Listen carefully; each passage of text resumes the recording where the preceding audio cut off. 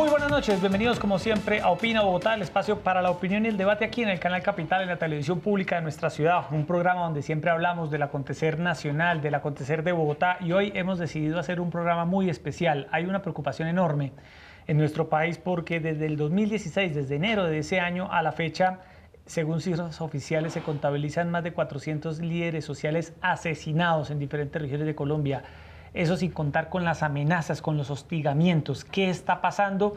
Esta noche en Canal Capital nos acompañan dos mujeres, ellas líderes sociales. Está con nosotros Marta López Guisao, es una mujer de Dabeiba, Antioquia, y también vamos a conversar con Charo Mina, una líder de derechos humanos que es vocera nacional de la Comisión Étnica para la Paz. Decidimos que ellas aquí en Canal Capital nos cuenten qué está pasando, cuáles son sus casos particulares en determinado caso de amenazas que hayan recibido y qué debemos hacer todos en Colombia para proteger a nuestros líderes sociales. Como siempre, Erika Fontalvo, buenas noches. Hola Jessy, ¿qué tal? Muy buenas noches para usted, para todas las personas que nos ven a esta hora. Gracias por estar una vez más en este Opina Bogotá, que hoy cede precisamente su espacio para darle voz, visibilizar la situación tan dramática de los líderes sociales en el país y muy especialmente de las mujeres, porque el enfoque de género también es muy importante. La Defensoría del Pueblo ha advertido, Jessy, que en los últimos 14 meses 447 lideresas defensoras de derechos humanos en el territorio nacional han sido amenazadas. Se han registrado además 20 homicidios y 13 atentados. ¿En qué regiones?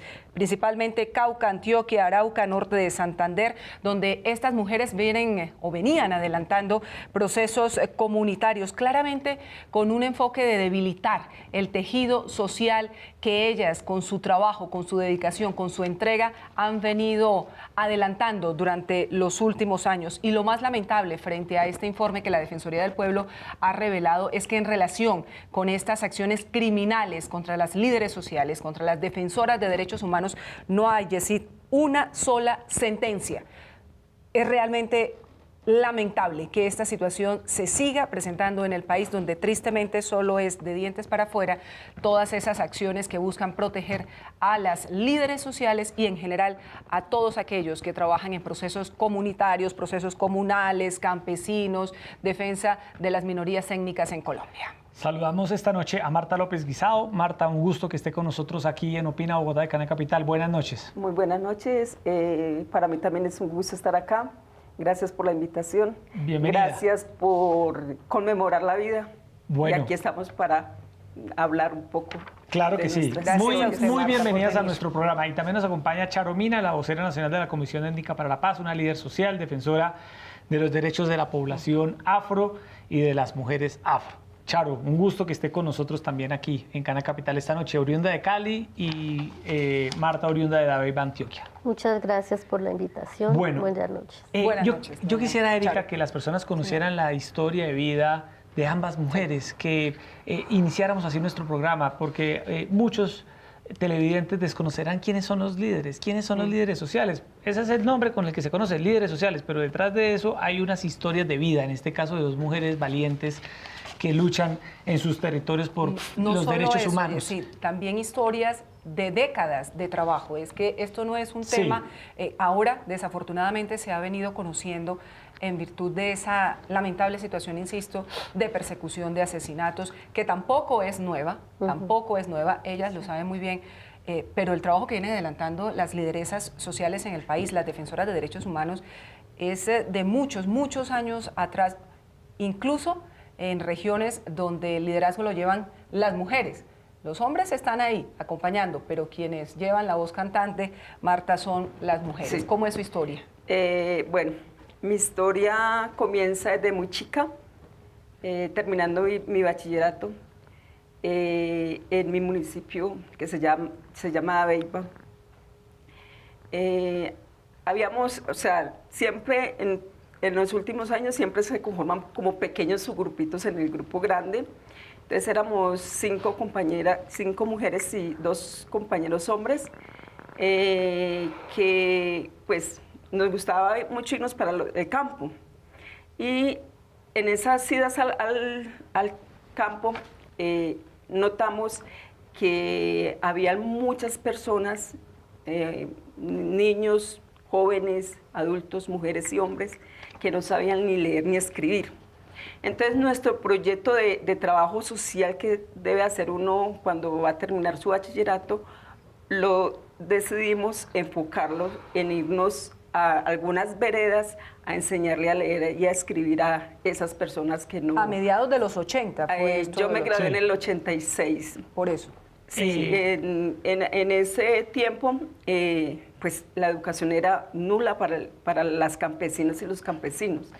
Y los que tenían una escuelita en sus veredas estaban muy retirados y siempre pues el campesino se dedicaba a su sobrevivencia en el campo y casi nunca se ha preocupado pues por su estatus académico, pues algunos medio sabían escribir su nombre y entonces nosotros decidimos que íbamos a ayudar a estos campesinos y campesinas a que al menos aprendieran a deletrear y aprendieran a escribir su nombre.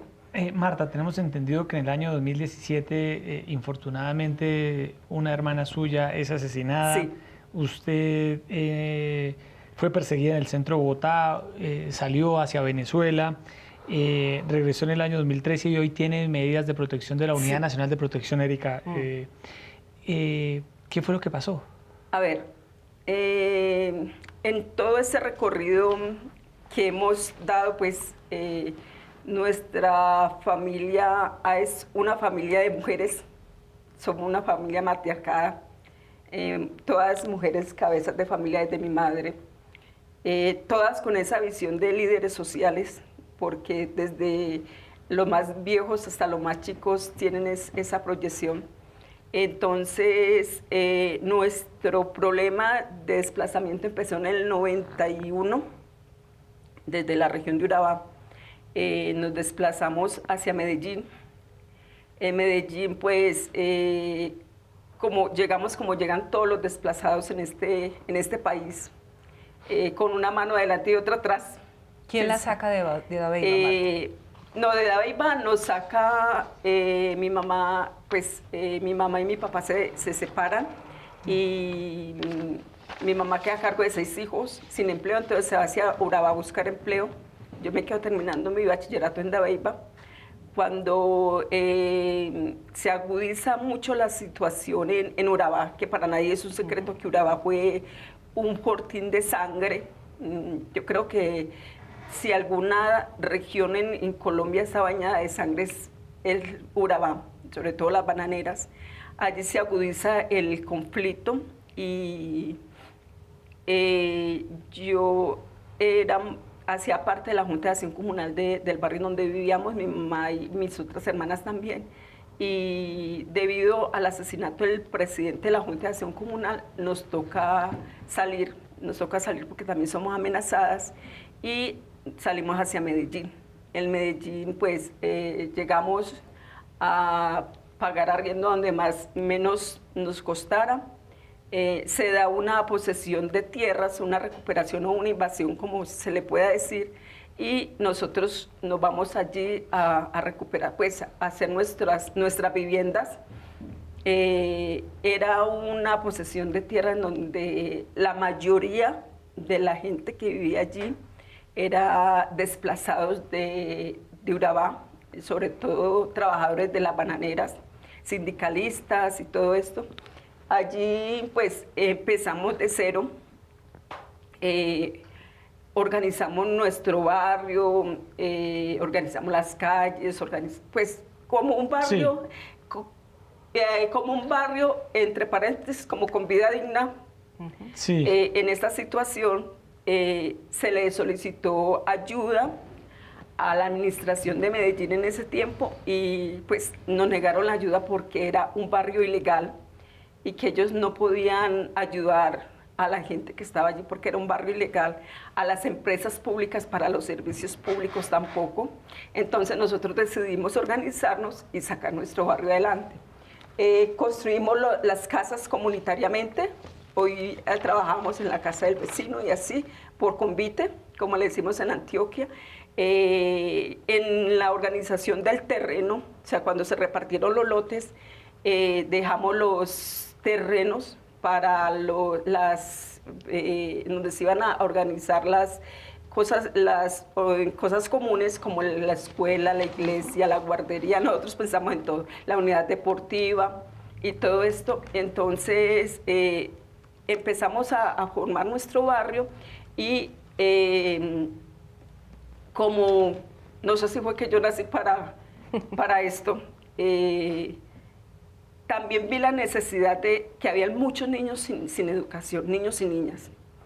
Y lo mismo que había hecho en Urabá anteriormente, antes de venirme, que también organizamos una escuelita, que también había muchos niños desescolarizados, niños y niñas.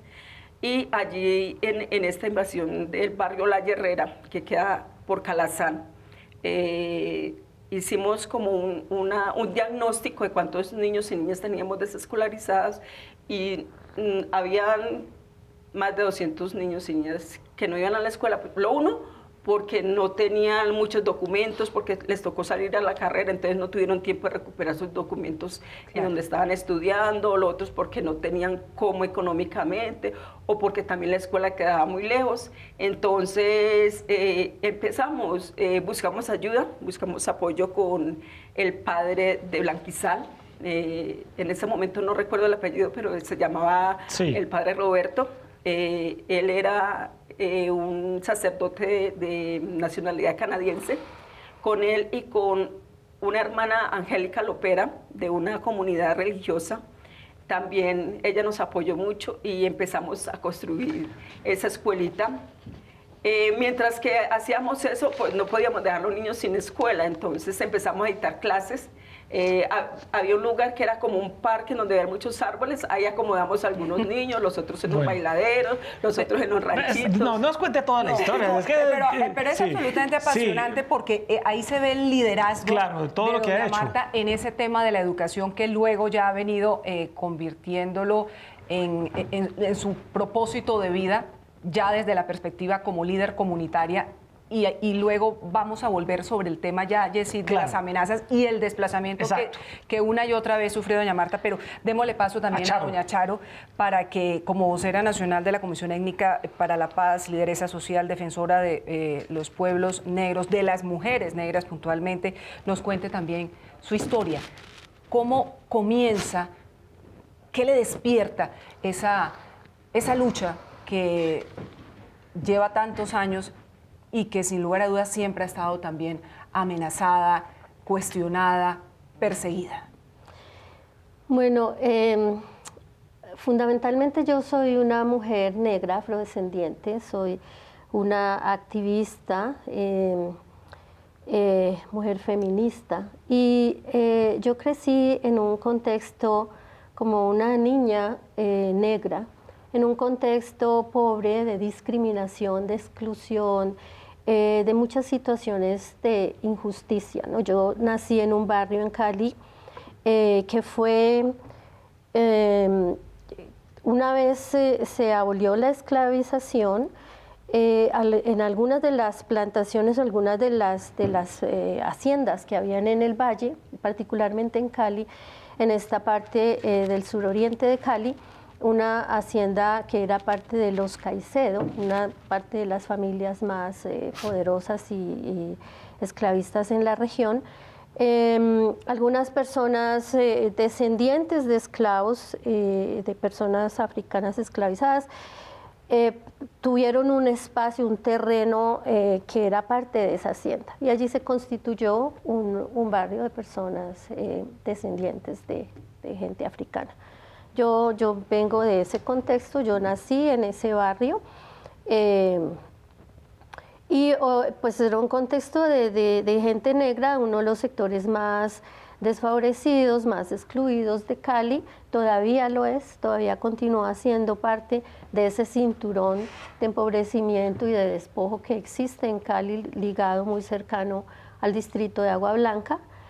Y en ese marco, de todas formas, pues había una serie de valores y de principios dentro del contexto familiar que me ayudaron a ver que había una serie de situaciones injustas desde nosotros como personas negras en situaciones de pobreza, pero también con las mujeres, incluso las mismas mujeres de mi familia, porque éramos muchas, pero digamos en una condición de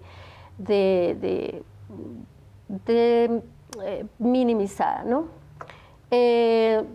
Yo creo que uno sí tiene esa venita, ¿no? de hacer cosas y de ponerse al frente, así que yo participé en actividades del barrio, Junta de Acción Comunal, fuera hoy miembro de una Junta de Acción Comunal probablemente estaría asesinada, y poco a poco, colegio, universidad, me fui vinculando a actividades organizativas, y finalmente terminé en comunidades negras afrodescendientes en el norte del Cauca, en el Pacífico fundamentalmente, luego ligada al proceso de titulación colectiva de Ley 70, etcétera, hasta ahora.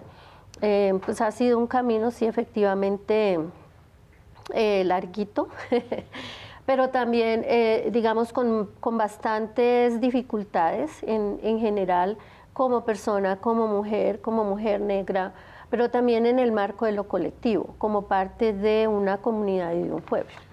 Y hay muchísimas cosas que afrontar, incluido el racismo estructural en este país. Sí. Entonces, al lado de todo el sexismo, el patriarcado, la discriminación que hay como mujeres, pues está todo el factor de racismo estructural que pone un peso más, y ahora pues el hecho de ser defensoras y defensores y ejercer liderazgos.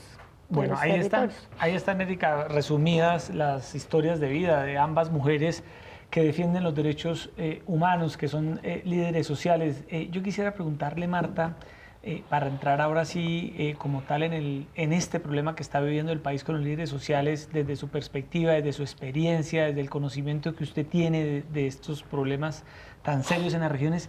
¿Qué es lo que está pasando? ¿Por qué están asesinando y amenazando a nuestros líderes sociales como lo hemos venido viendo en estos últimos 2 años? ¿A qué obedece lo que está ocurriendo? A ver, la lectura que yo hago es que a muchas personas, instituciones, entidades, llámese como se llame, le incomoda lo que nosotros hacemos. O sea, ¿por qué? Porque le enseñamos a las comunidades que están desprotegidas en sus territorios a que defiendan sus derechos, a que vivan como mínimo en un territorio con vida digna, a que defiendan los ríos, a que defiendan la montaña, a que defiendan sus principios, y esto incomoda a los grupos armados, muchas veces al Estado y todo eso. Entonces, lo que nos incomoda hay que sacarlo del medio. Entonces, yo creo que eso es lo que está pasando. Y también yo creo que es una estrategia de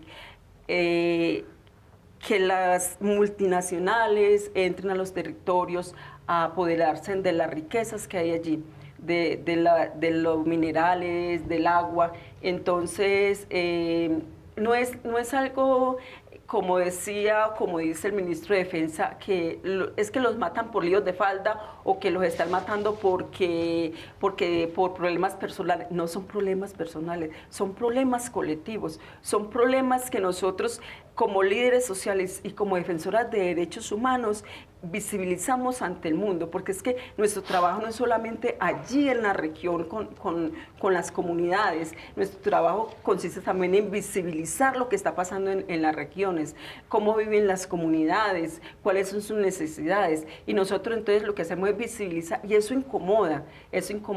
También el problema del destierro de las comunidades, del destierro del campesino, de ese campesino que en épocas de la violencia gruesa aquí en Colombia tuvo que abandonar sus tierras porque era o cambiar la vida por la tierra o perderlo todo. Entonces allí es ese retorno que tanto nos han dicho que es un retorno con vida digna, que es un retorno con seguridad, no existe, porque el campesino que perdió su tierra, que va a recuperar su tierra, lo único que encuentra es la amenaza y la muerte.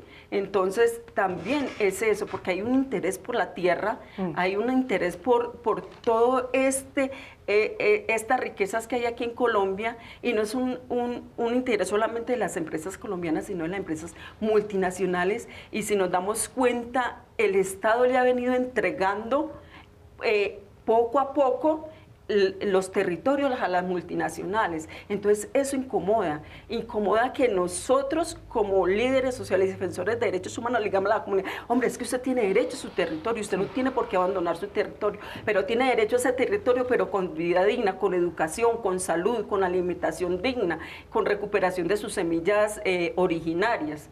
Sí. Es una situación que sin lugar a dudas está marcando lo que pasa en los territorios, no solo en Antioquia, no solo en Cauca, Pacífico, Caribe, en todo el país está ocurriendo exactamente lo mismo, denunciado por ustedes, por las lideresas, por los líderes sociales, por los defensores de derechos humanos y también por distintas organizaciones.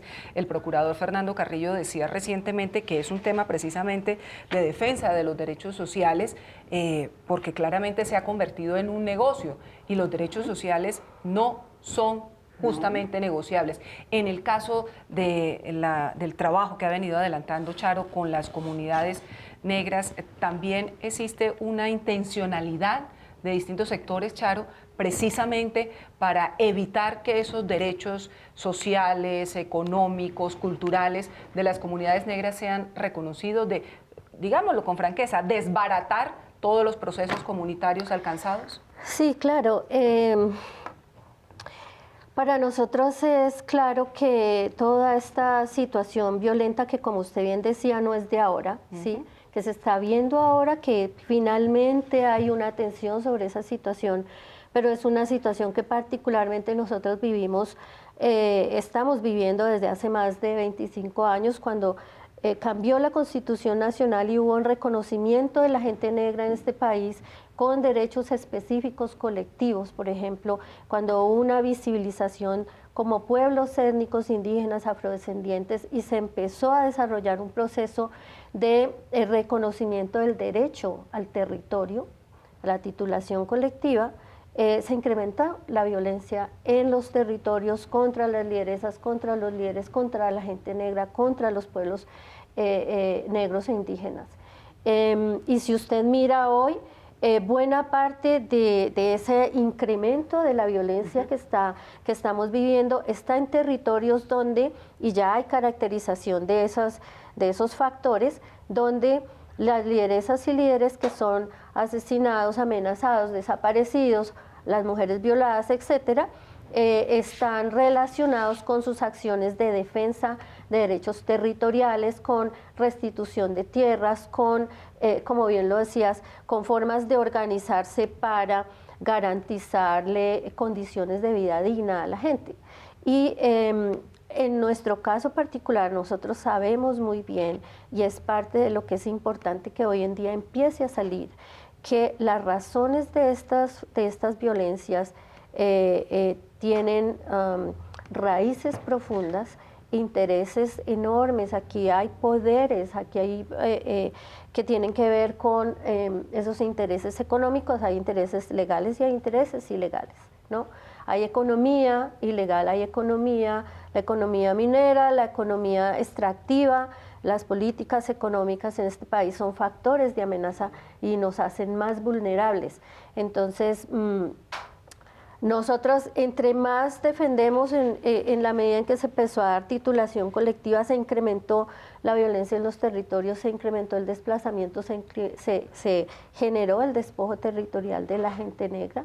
Están las amenazas y los asesinatos constantes de las lideresas y líderes indígenas y negros en el país, en la zona del Cauca, por ejemplo, y todo esto está ligado a esos intereses económicos, a esas políticas, a esos factores que tienen unas raíces profundas que nosotros continuamos insistiendo, pues son económicas, pero también son de orden racial. Claro. Hay un factor de discriminación y de racismo. Claro, Charo señala este tema, Erika, racial, también habla del tema de las tierras, que es una de las causas por las cuales se vienen incrementando y se vienen produciendo estos hechos en contra de los líderes sociales, pero hay otro factor también, y quería preguntarle a Marta, que es puesto como una de las causas, y si es la desmovilización de las FARC y el vacío institucional en los territorios. No llegó el Estado. Hablaba yo la vez pasada con un líder social del Bajo Cauca que señalaba que el Estado no llegó a recuperar lo que dejaron las FARC. Territorios que están hoy a merced, Erika, de nuevas bandas criminales con rentas ilícitas como el narcotráfico, contrabando, entre otros delitos. ¿Es así, Marta? Sí, yo creo que el mundo entero se hizo como una ilusión de que el proceso de paz iba a traer paz a Colombia. El proceso de paz no trajo paz a Colombia. O sea, si nosotros hacemos una lectura, porque nosotros, yo ahora hago parte del programa Somos Defensores, y nada más ahorita que estamos en reunión decíamos, lo que hace que se firmó el proceso de paz, nosotros como Somos Defensores, llevamos contabilizados 480 líderes, entre líderes sociales, líderes comunitarios y defensores de derechos humanos asesinados. Y estamos en un proceso de paz. Entonces, primero cuando existía la FARC, es que es la FARC la promotora de los asesinatos en las regiones de los líderes sociales. Ahora, ¿a quién le echamos la culpa? O sea, es una pregunta que nos tenemos que hacer. ¿Estamos realmente en un proceso de paz? ¿Está Colombia realmente en un proceso de paz? ¿O hay que hacer otra pregunta? ¿La paz que se firmó en Colombia es para quién? ¿Para quién es la paz? ¿Para los colombianos? ¿Para abrirle espacio a las multinacionales en los territorios para que saquen las riquezas? Es que la paz no es solamente silenciar fusiles. La paz es inversión social. Como decía el periodista, o sea, salió la FARC y el Estado nunca llegó a las regiones. Las regiones siguen en el completo abandono. Mi último proceso fue en el Chocó. Yo estuve 3 años en el Chocó. Y si nos damos cuenta, el Chocó es uno de los departamentos más ricos en toda clase de minerales, en toda clase de fauna y flora. Y allí el Chocó es el espíritu de la pobreza, es el espíritu de la pobreza. Decimos, es que en Venezuela está el caos, pero no decimos en Colombia cuántos niños se han muerto de desnutrición, realmente cuántos niños se han muerto de desnutrición. ¿Eso a quién le importa? A nadie. ¿Por qué? Porque son niños y niñas pobres del Chocó, porque son niños y niñas pobres de La Guajira, porque son niños y niñas pobres de María la Baja. En Bolívar. En Bolívar. Entonces, en realidad, al Estado le interesa, o la inversión social en este país realmente es para esos niños y niñas y para esas familias en las regiones que se están muriendo de desnutrición. Yo cuando estuve en el Chocó, nada más en ese tiempo contabilizamos 30 niños que se murieron entre población afro y población indígena de desnutrición. Y eso no se visibilizó a nivel del país, porque allí hay tanto ausencia del Estado como de los medios de comunicación. Sí, Charo, su opinión sobre las causas, usted habla de la titulación, pero también hay una ausencia del Estado. Este tema, por ejemplo, Erika, que es el narcotráfico. ¿Qué piensa usted de eso? Sí, o sea, efectivamente la ausencia del Estado por siglos, no hablamos de años, décadas, siglos, es un factor que ha permitido que en los territorios, particularmente en las últimas décadas, se dé este incremento y este control territorial de grupos armados de una manera violenta, ¿cierto? Pero, y efectivamente, o sea, si hubiese existido una presencia del Estado desde el principio, pues uno podría decir que las condiciones hoy podrían ser un poco diferentes.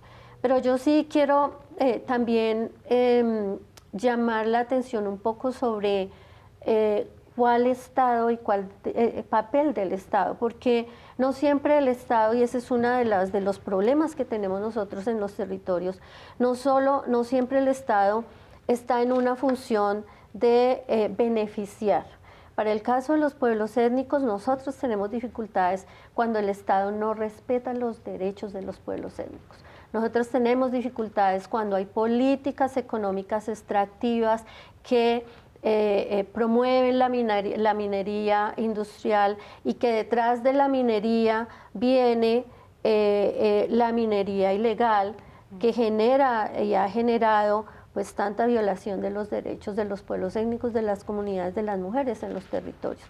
Nosotros, entonces, digamos que si sale un grupo que está haciendo un control territorial, pues queremos un Estado que dialoga con los pueblos, que dialoga con las autoridades, que reconoce y respeta sus derechos, que reconoce nuestros proyectos de vida, que los valora y los integra como está establecido en la ley, en los planes de desarrollo nacional, de tal manera que haya efectivamente una respuesta a lo que nosotros estamos proyectando como una condición de vida digna.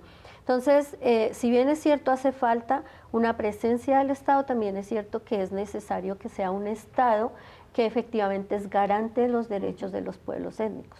Y esa es una situación que nosotros no estamos viendo en las últimas décadas.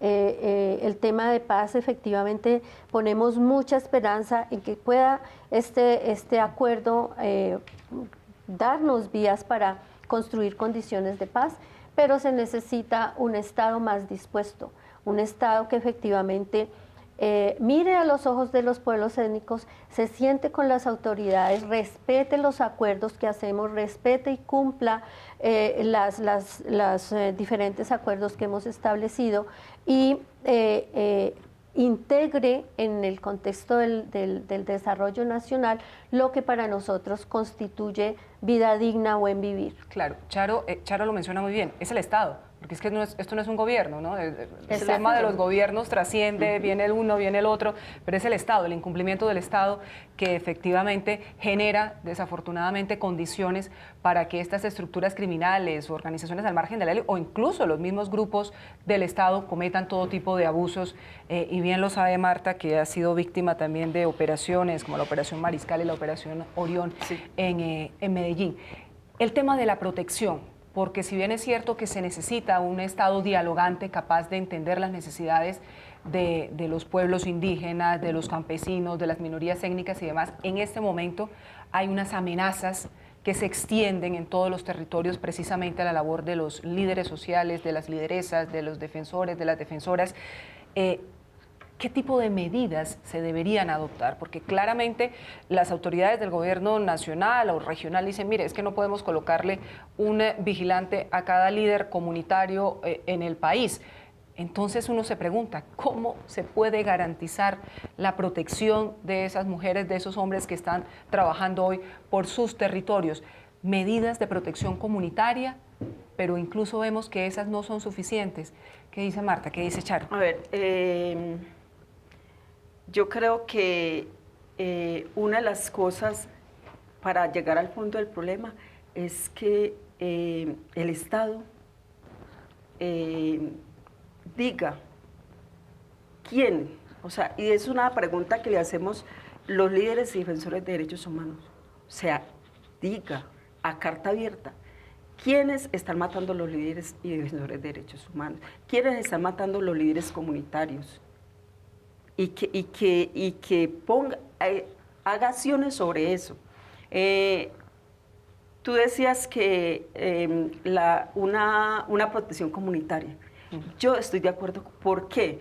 Porque las poblaciones afros, las poblaciones indígenas tienen... Por ejemplo, la Guardia Indígena del Cauca. Y ahorita se está integrando la Guardia Interétnica, que es una guardia indígena y afrodescendiente.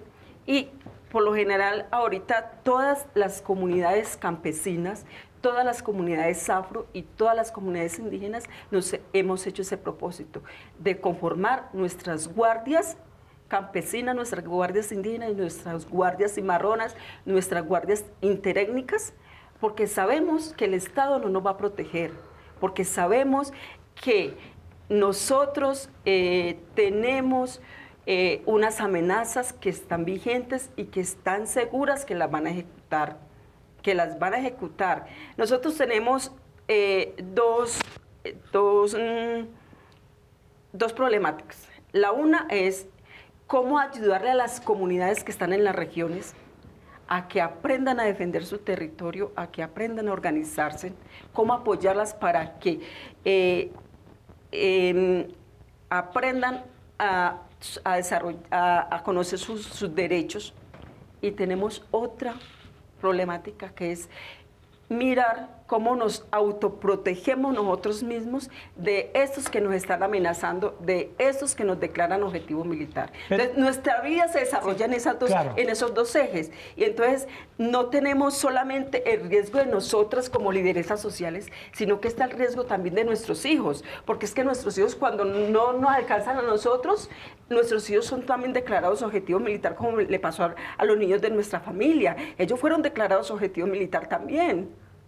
Entonces, o sea, tenemos, mire, o sea, nosotras las mujeres tenemos doble emancipación. O sea, cómo defendernos nosotros, cómo hacer nuestra tarea o lo que nos gusta hacer con las comunidades y cómo defender y proteger a nuestros hijos que no sean víctimas de esa violencia que nos demandan a nosotros. Doble victimización. Claro. Sí, es doble victimización. Lo que ocurre. Y entonces, triple de victimización, porque entonces cuando matan a un líder social o una lideresa social, salen los funcionarios del Estado diciendo, no, es que los asesinaron por esto y por esto.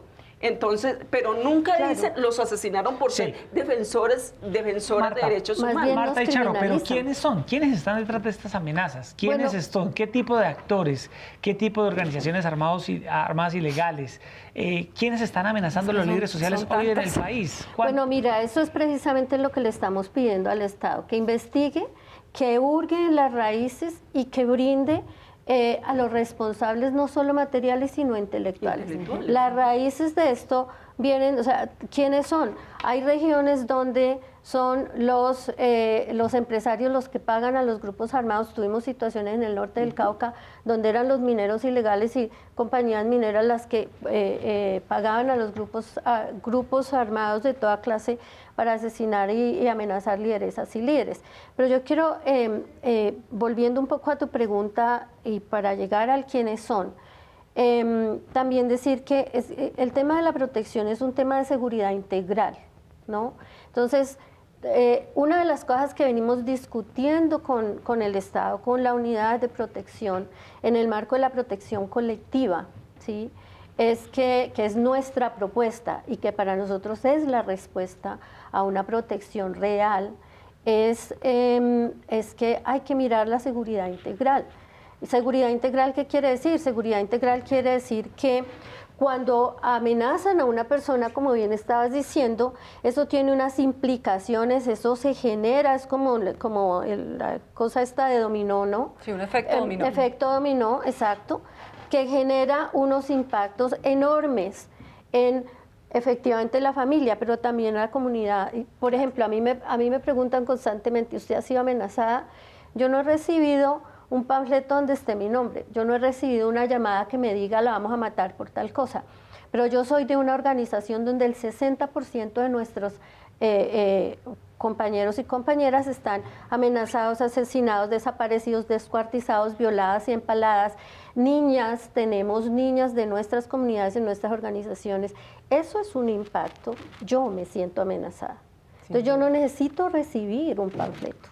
¿Sí? Es una para violencia, exacto, para sentirme en riesgo. Es una violencia en su entorno. Una violencia en su entorno. Es que esa amenaza es a lo que apunta Marta y Charo. Para amedrentar. Claro. O sea, es que destrozar los procesos comunitarios. Las violencias no son solamente físicas, las violencias son psicológicas.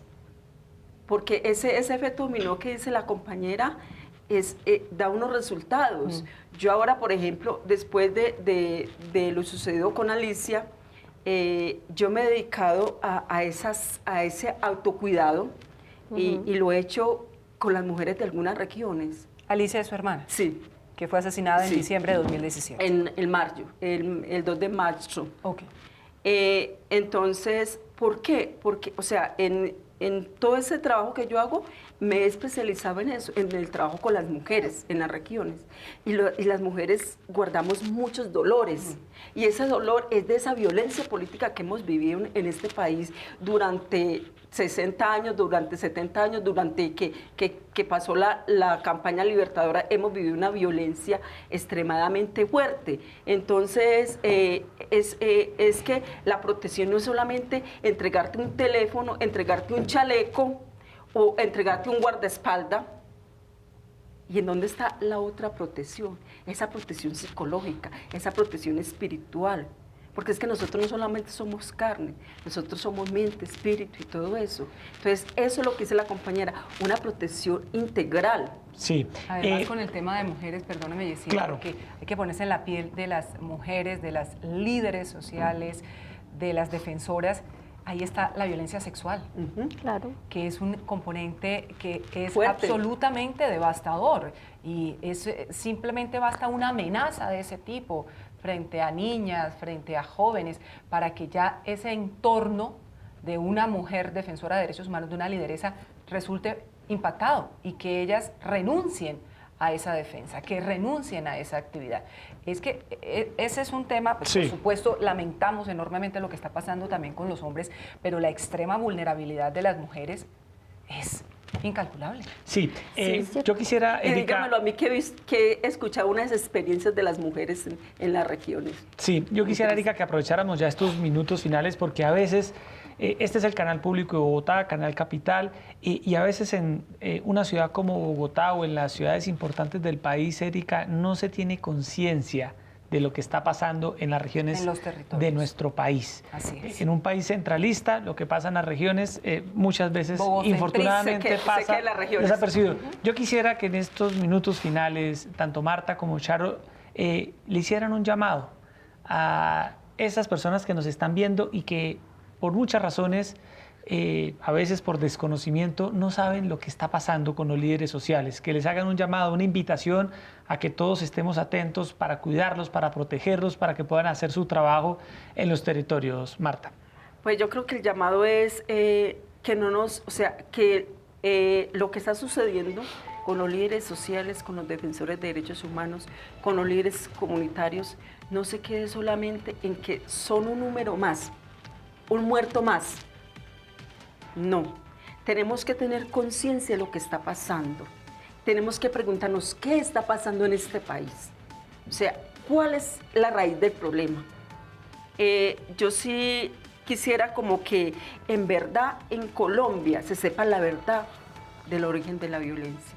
En verdad, ¿qué pasó con el problema del paramilitarismo en Colombia? ¿Quiénes fueron los financiadores? ¿Quiénes fueron todos los que dieron toda esta macabra situación? Y que, hombre, que los que viven en las ciudades se den como a la tarea de investigar qué pasa en las regiones. ¿Quién cultiva esa papa que se come todos los días? Esa persona que está allá en esa región sembrando esa papa tiene voz, tiene rostro.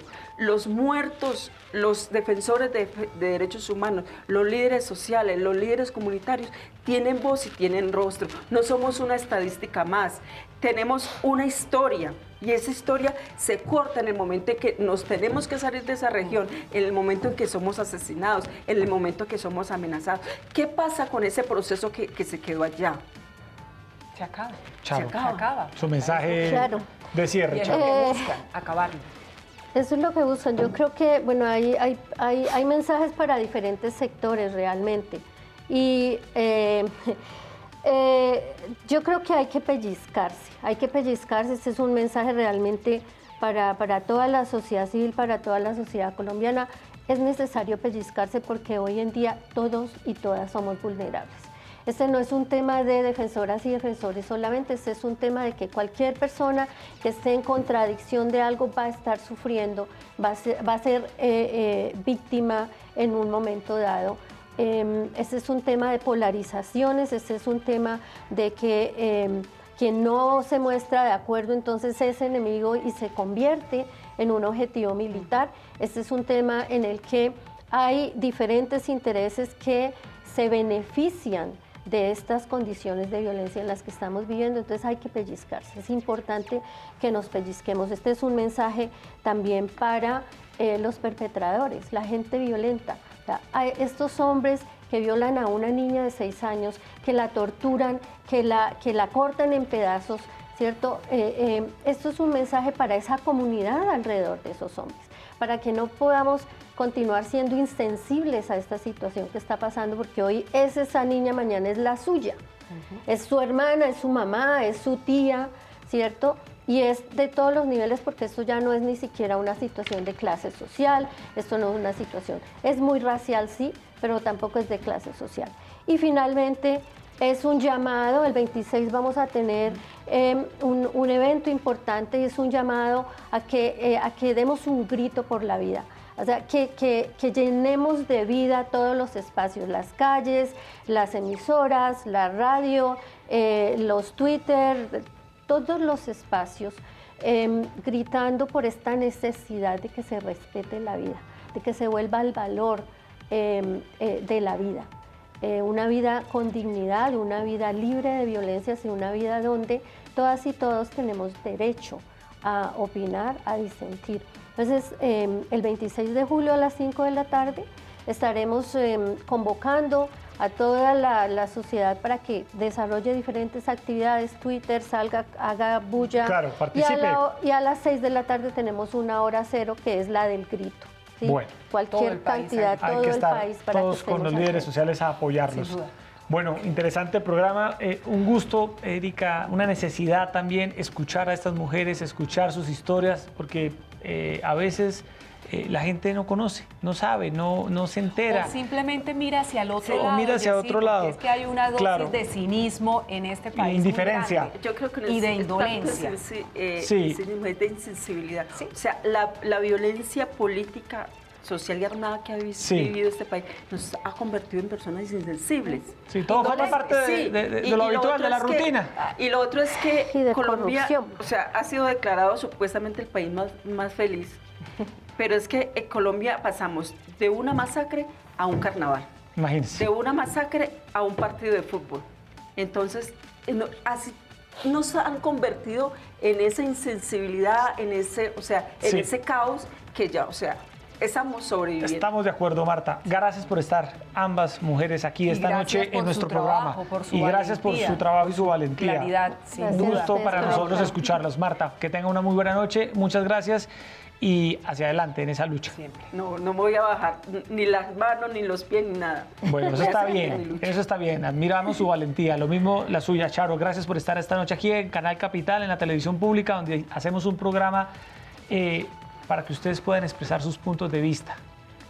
Y lo apreciamos muchísimo, muchas gracias por el espacio y no se olviden el 26 Bueno. de julio, 5 de la tarde, hora 06 de la Porque tarde. los derechos no son negociables, Jessy. Pero para en este nada. país tenemos que tener Así es. claro. Porque por ser líderes no nos cueste la vida. Y Así porque es. no tenemos Nos miedo, cueste, no no tenemos tenemos Pero hay que Bueno. rodearlas, hay que rodearlas. Así es. Nosotros tenemos nuestros protectores ancestrales. Bueno, muy bien. Erika, se nos acabó el tiempo. Se A podría todos. uno quedar hablando con estas mujeres porque además Sí, son sabios. ejemplos, ¿sí? Son ejemplos de sabios. vida.